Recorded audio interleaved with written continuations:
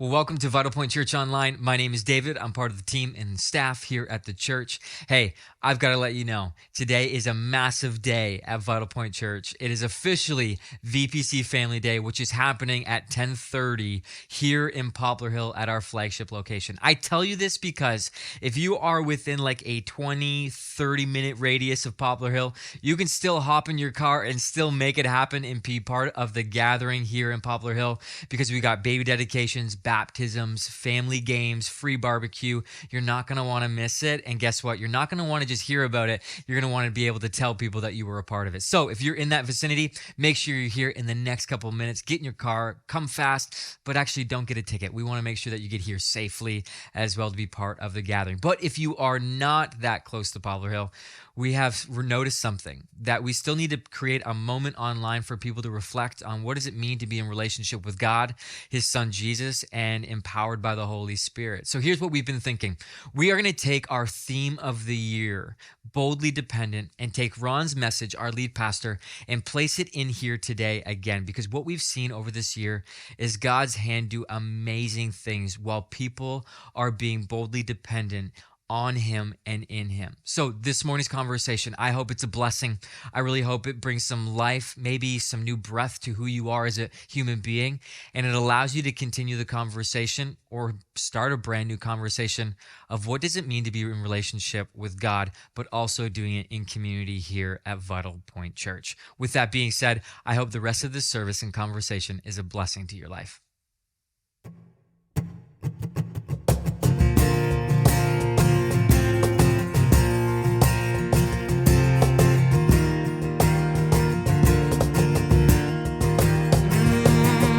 Worship the God who was, we worship the God who is, we worship the God who evermore will be.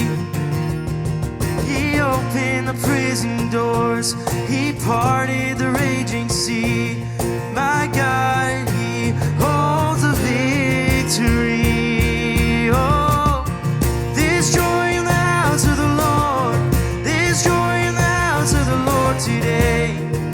We won't be quiet, we shout out your praise. There's joy in the house of the Lord, my God is surely in this place. And we won't be quiet, we shout out your praise. We shout out your praise.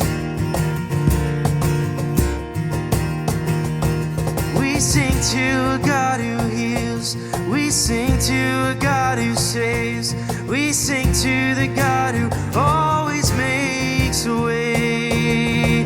'Cause he hung up on that cross, then he rose up from that grave. My God, still rolling stones away. There's joy in the house of the Lord, there's joy in the house of the Lord today.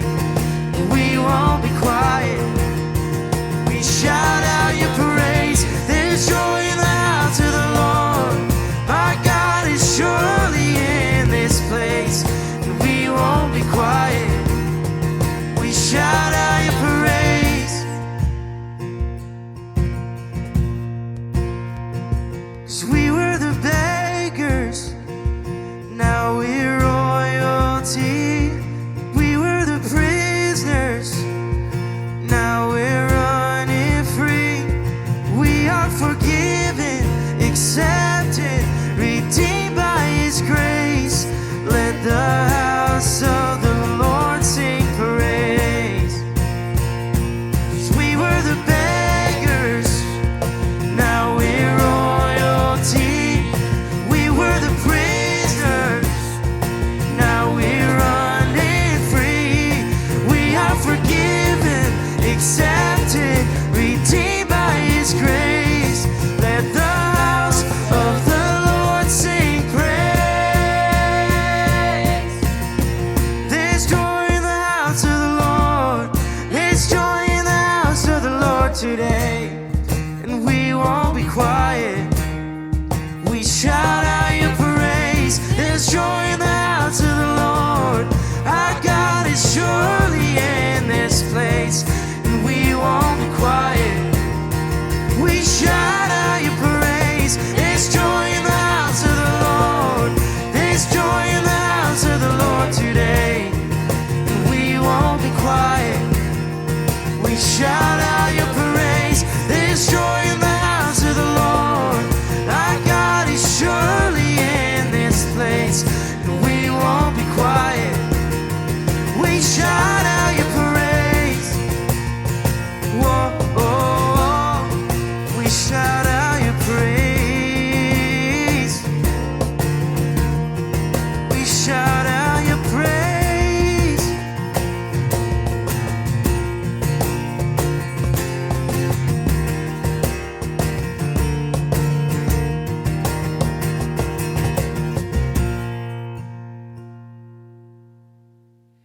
Today, I've given a title to our message, and the title is Boldly Dependent. When you think of the word bold, what comes to your mind? I imagine a lot of things come to our minds. For me, for example, I think about a bull rider. I think about sitting on the back of a bull for 8 seconds. I mean, that is just absolutely insane when you watch professional bull riders. Or maybe you think about a rock climber climbing a face of a mountain without a rope. They kind of do this free climbing thing. Some might say that that's a little bit crazy and, there's missing, a few screws loose doing that. But there are people that do that. And we would look at that. We would say they're bold. We might even think about a guy who finally gets the courage and the boldness to tell his girlfriend that he loves her. And it is a bold move because he doesn't know if she's going to say it back to him or not. But we can also think about maybe an entrepreneur who goes on Shark Tank, who sits in front of Mr. Wonderful and pitches his bold idea or her bold idea. If you're watching with someone, I just want you to talk just very quickly. What do you define bold as? What comes to your mind when you think about that? As you're discussing that, I can't help but think of an Old Testament personality by the name of David. David, for me, defines what boldness looks like.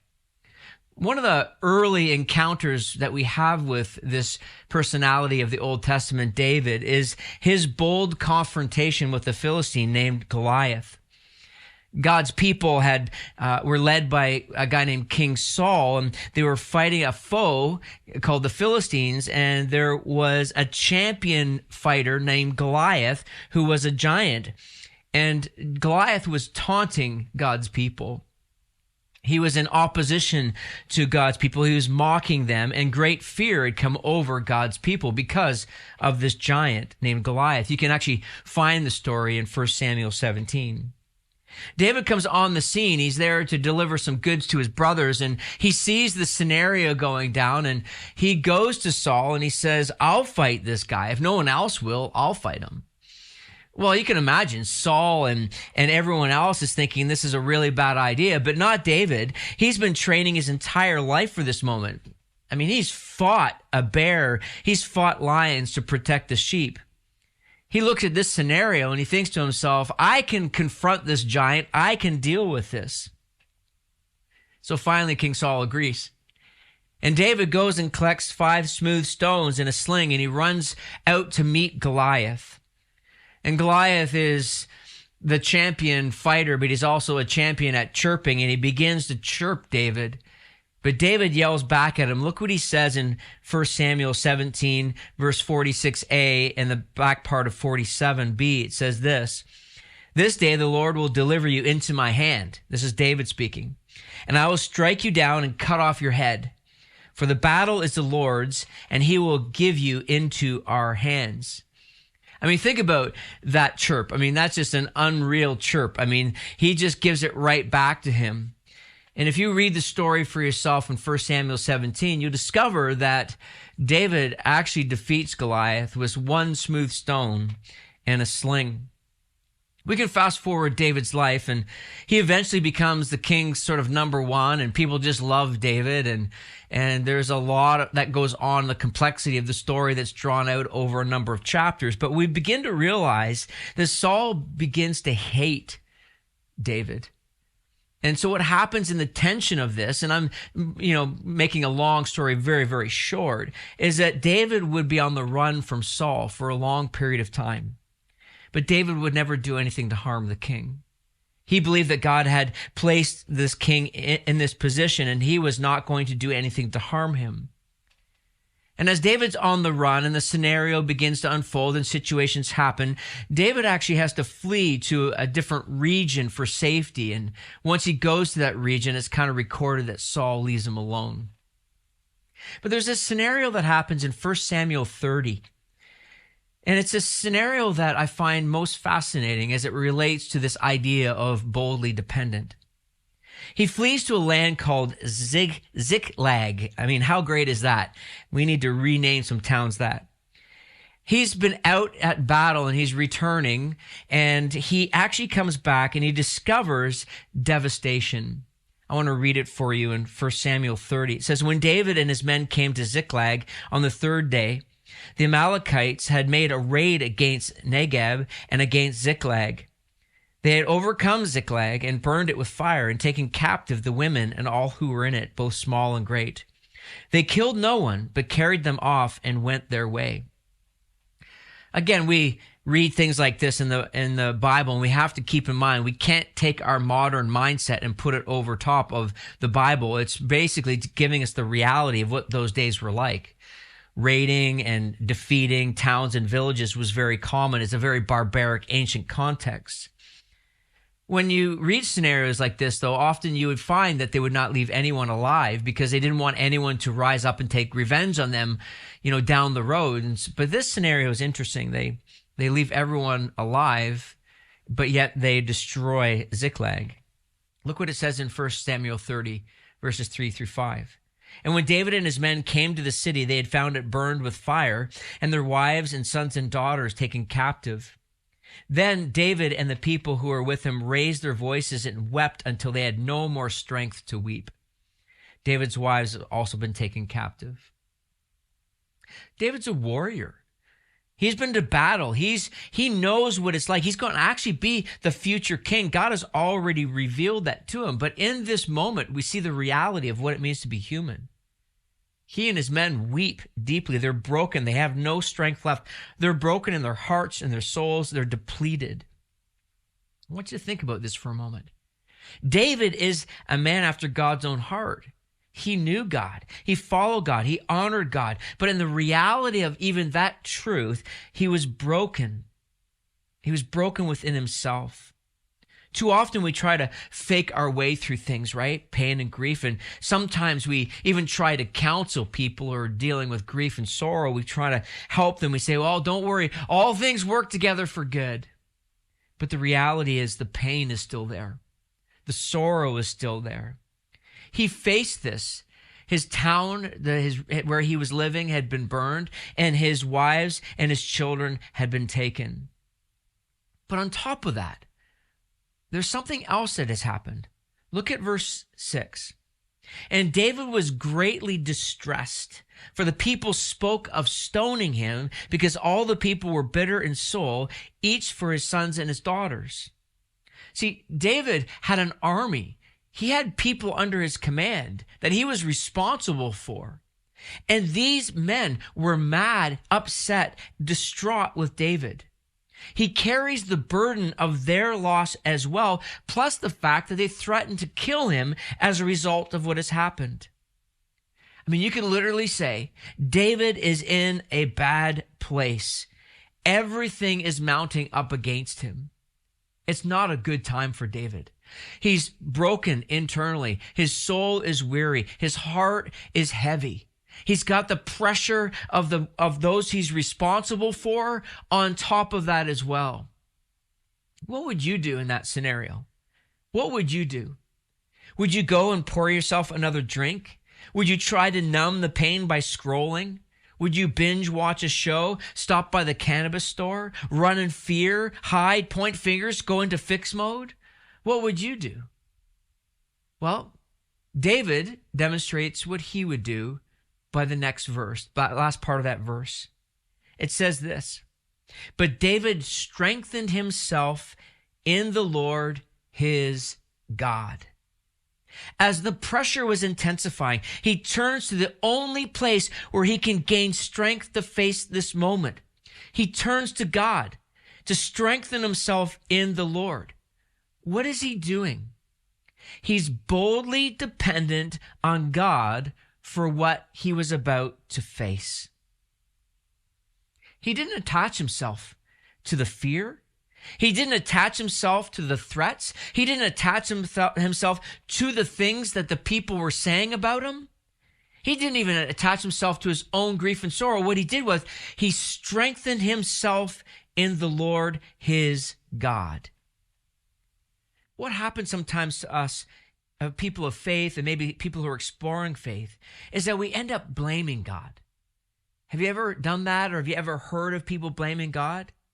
I mean, think about the scenario here. God should have protected David in this moment and his family from harm. I mean, if we were to take that posture, it would be a fair assumption in this particular situation that God should have protected, that God should have guarded him. Why? Because when we read the Bible, it tells us that God is the protector. He's a shield. He's a refuge. David was already living with the understanding that he was going to be the future king of God's people. You would think that that position would give him some sort of hand up in the sense of God's protection and benefit of God. See, so oftentimes we base our understanding of God based on our circumstances and our situations that go our way, that proves that God loves us. We base our faith on our feelings of God's favor, of meeting our needs. We think it's the situational proof of God's presence and protection is when he does those things for us. And sure, that's true at times, but it's not the only way that God proves his love for us. Sometimes he has to allow things to happen in our lives in order for us to have a deeper sense of his presence. I mean, if we get lost in the confusion of God always having to prove his presence, to prove his provision, always having to prove through his circumstances of meeting our needs, to be evident of his love, then we've created a God who's situational God. When really all we have to do is look at God's love through the person of Jesus Christ on the cross, where we recognize that that is the ultimate demonstration of God's love, God's presence, and God's power in our lives. But we want to have a God who proves himself over and over when he already did with the greatest demonstration of his love and his grace for us. See, trials and testing often prove the validity of one's faith. Fickle faith reveals shallow dependence on God. David reveals the validity of his faith in this moment when he turns to God to find strength in order to face the moment that he was in. What was he doing? He was boldly dependent upon God. He was looking at this situation and realized that the only place that he would be able to withstand the pressure that he was facing, that he was under, was to draw strength from God himself. He was boldly dependent. His strength came as he soaked in God's presence. His strength came as he secured himself in God's power. He strengthened himself as he sought God's path. See, one of the things that when you look at the idea of drawing up strength from the Lord his God, we recognize that he had to spend time in the presence of God, to slow down, to get away from the pressure and just be in God's presence. He had to secure himself in God's power to realize that God was the only one who could give him the strength to face what he was about to face, because in and of himself, he couldn't do it. But then also discover the strength of God as he sought God for the path that he would have to walk. Look at this verse, 1 Samuel 30, verse 8. And David inquired of the Lord.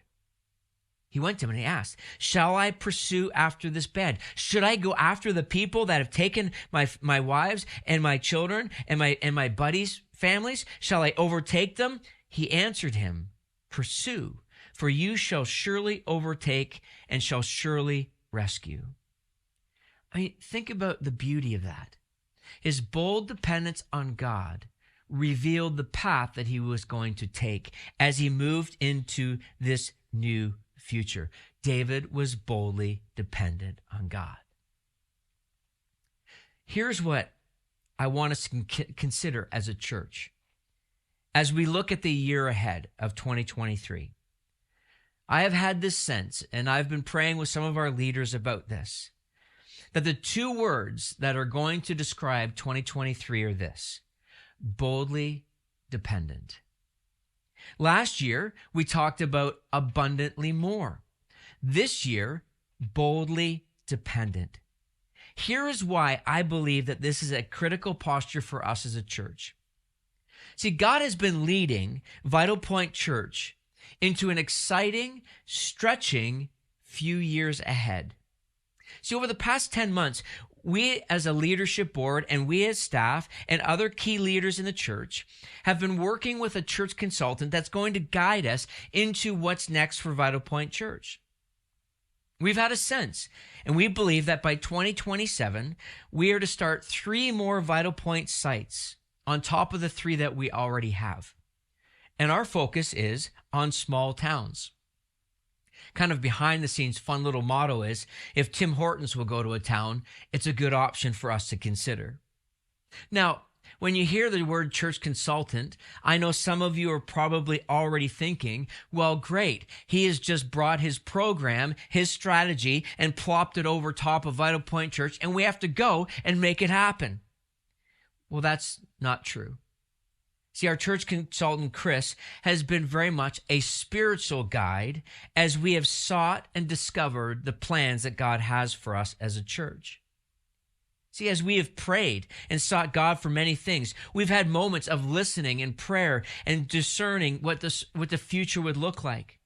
Moments when we realized that 3 more sites by 2027 were a reality. I wish that I had that moment recorded for us. We were on a leadership retreat for 2 days with Chris. And when that moment unfolded where God was affirming this for us, and he's affirmed it even since that moment, we were all filled with awe and amazement. Here's what I want us to consider as we kick off this new year of 2023 as a church. We don't want to do this in our own strength. I want to say that again for you. We don't want to do this in our own strength, and here's why. Making any of this happen in our own strength will only be a reflection of us, and in the end, be worth nothing. It'll all be in vain. Being boldly dependent on God means he gets the glory, and to be truthful, he is the one that gives us the strength, because it will be the evidence of the truth that God is in this, that he alone is the one that gets the glory, that he alone is the one that could make this happen, because in and of ourselves, we can't make this happen. Not in a way that brings glory to him.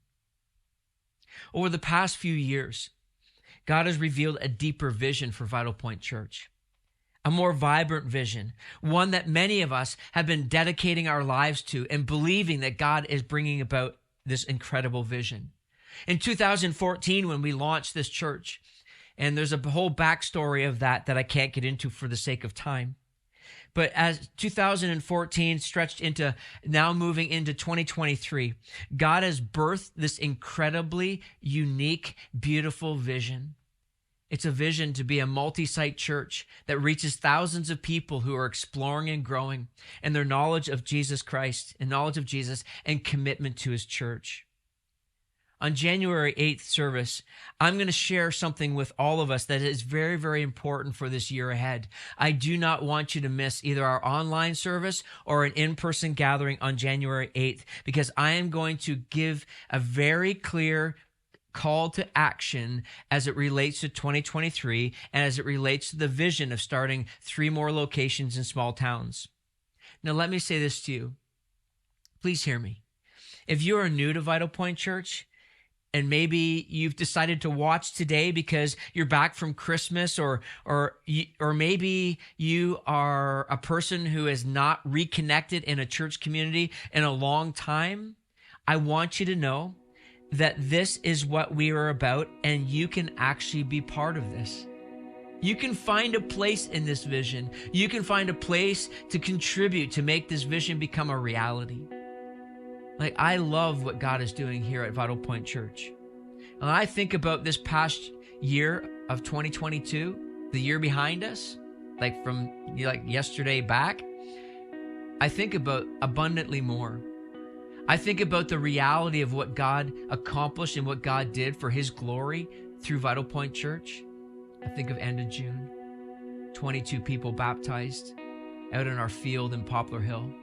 I think about our Christmas service we celebrated just a week ago, or 2 weeks ago, I should say, where almost 1,000 people gathered to celebrate Christmas at Vitalpoint Church. You know what makes this all happen? Is the obedience of God's people. People who trust in people who have a bold dependence on God and walk in obedience to the future that God has had for them. See, our church, Vitalpoint Church, and I hope one day you can say this is my church as well, is a church that has a passion to reach people and help them encounter the truth of Jesus Christ, that he can be the true foundation, that he can truly be the anchor for their lives, for your life. David could have ran in fear, He could have believed that he could have believed what these men said about him, that they were going to stone him, that they were going to kill him, and that he could have even blamed God. But 1 Samuel 30 says that he drew strength from the Lord, his God. As we stand looking into 2023 on this first day, I pray that we as a church, I pray that you as a person who is exploring and growing in these things, that you will learn what does it mean to be boldly dependent, because here is what I'm convinced of. This year, God is going to ask us to greater sacrifice for his kingdom purposes. And he's going to challenge many of us this year that will take bold dependence on his strength to accomplish the things that he wants for us to do in our individual lives and as a church. And maybe this year, even in your own personal journey, there will be some things where you will need to draw strength from the Lord, your God. 2023, boldly dependent and learning to abide in our relationship with Jesus Christ. Thank you for watching.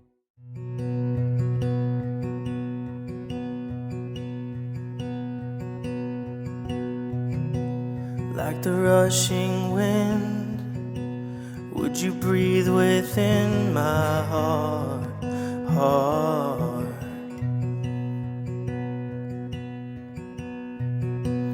Through the raging storm, would you hold me in your arms? 'Cause I need you. How I need you.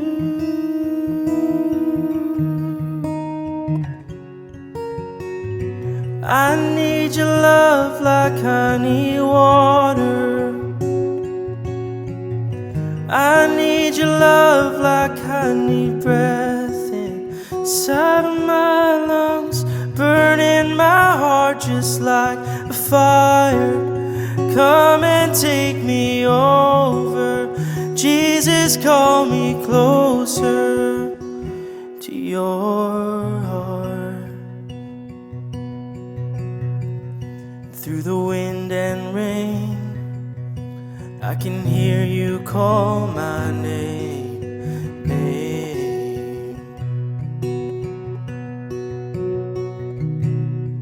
And when the nights get rough, I will still sing out your praise.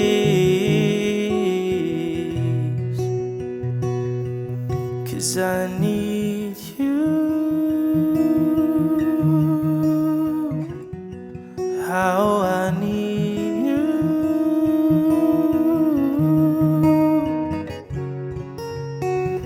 I need your love like I need water.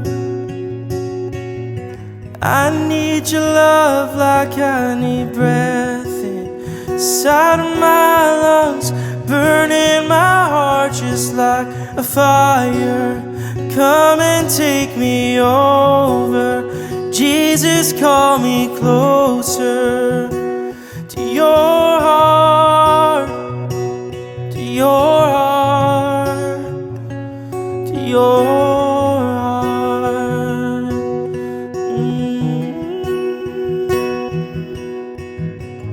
You're closer than my every breath, you're closer than my every step, closer than the song I sing. You're closer than anything. You're closer than my every breath. You're closer than my every step. Closer than the song I sing. You're closer than anything. 'Cause I need your love like I need water.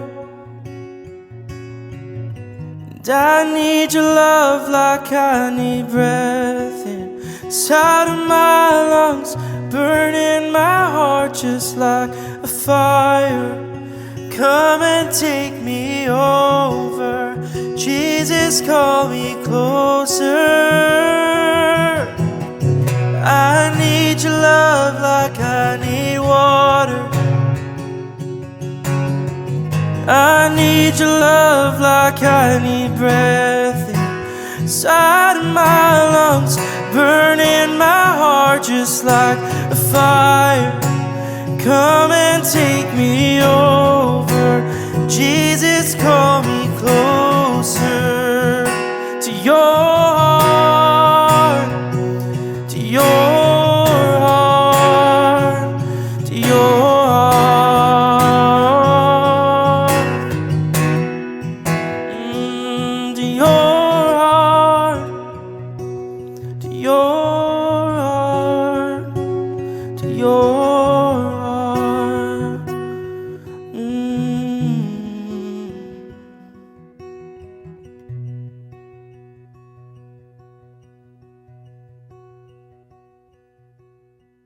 See, what I love about this theme of the year, Boldly Dependent, in this last song, Closer, they really go hand in hand. How do we, as people who are on the fringe of life and faith and trying to figure that out, or people even that have fully committed their lives to Jesus, how do we draw closer to the Father that loves you so much, knows you by name, and desires to be in relationship with you? Two hand-in-hand themes, a song of Closer and a theme of Boldly Dependent, is something that I'm praying over your life right now, that as you continue to find your legs in life, or if you're feeling confused, that there would be clarity through God's presence, and that you would know that these things go hand in hand: God, life, and faith. And if you're not there yet and you're still questioning and have all these rumblings of ideas of what's going on, it's okay. We just pray one day that you'd come from an online experience to an in-person gathering to know what community is like within the life of Vitalpoint Church. And that's what we're praying for you and our church as we continue to see God do amazing things. Now, hey, there's one little thing that I need to bring you up to speed. Now that we've had our VPC Family Day, we've got something really great happening in just a short few weeks. July 8th is Move for Freedom Against Human Trafficking in a global aspect, but also locally in Canada as well. If you are someone that is really wanting to know more information, how to join, how to donate to the team, all of our sites are going to be doing a 5K walk or an 8K walk against human trafficking. You can find all that information out on our website at vitalpointchurch.com on our events page. And if you've got questions, reach out, because what we love about Vital Point Church is a safe place for people to open up their hearts, open up their minds, and what does it look like to do that all in community in a comfortable way that allows people to feel seen and known and cared for. And we just love that about our church. Okay, let me pray for us and we can be on our way with our day. God, we just want to say thank you. It is amazing to open up your word and experience truth, but also experience a sense of peace when it comes to a theme like Boldly Dependent. We all can identify that we're going through things in life where we need strength, we need grace, We need peace. And Father, I pray that as this online service has been a blessing to people watching at home or in their cars or listening to it as they go, that they would know that this is a theme that can be part of their life and part of their heart. It doesn't just have to be a thought. It can be something that is part of them as they walk in the truth of you, Father. We just pray this all in your Son's name. Amen. Have a good one. God bless, and see you later.